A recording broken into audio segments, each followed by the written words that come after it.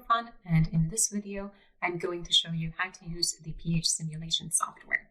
The first thing you do is go to this website, then click on this play icon and wait for a couple seconds for the simulation to load.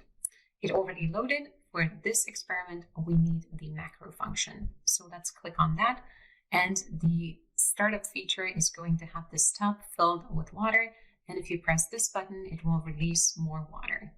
Because water can be added in multiple ways, you can use this lever and you can add more water, and this only dispenses water.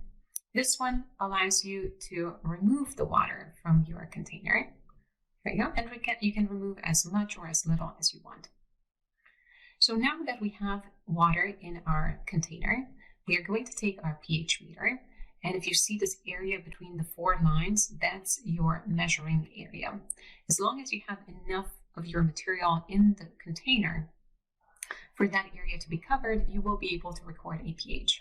The way you move your pH probe is by double clicking on it and dragging it to the desired area. So double click, move, and when you let go, it will stay in position. And I let go and it indicates that the pH of the water is neutral and it has a pH of 7. Right, let me remove this pH probe for now, and I'm going to replace my water with something that I have an idea that it's going to be acidic. So I'm going to go with orange juice. And because I want to test something first, I'm going to remove some of my orange juice. About this much. All right, let's test the pH. The pH is 3.5, so it's quite acidic. Now let's see how the pH responds to dilution, meaning what will happen if I add more water to my acid. Right, and we see that the pH is rising. Right. And the more water we add, the higher the pH will become. Right, this is interesting. Let's take a note of that. Then let's start again from the beginning. Let's pick something now that is basic, and that would be, for example, hand soap. Hand soap is quite basic.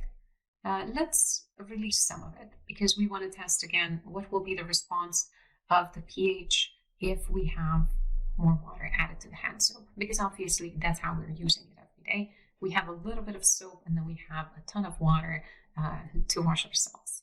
Maybe not a ton, that's an exaggeration. Less than that, hopefully, to save the environment. Let's move our pH meter into the solution, and it tells us that the pH is 10, so it is definitely basic.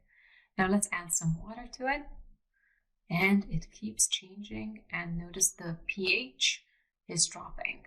Very interesting. There are a couple questions that you could ask yourself once you see these trends emerging. One of them could be, how much will the pH of a basic solution drop?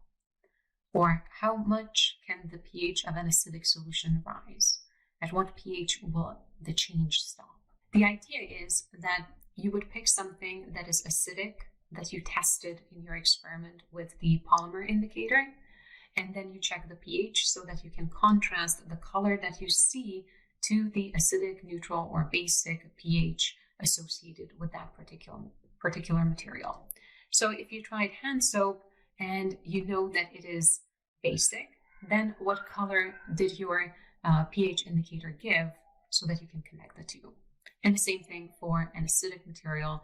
What was the color of your indicator in the acidic environment?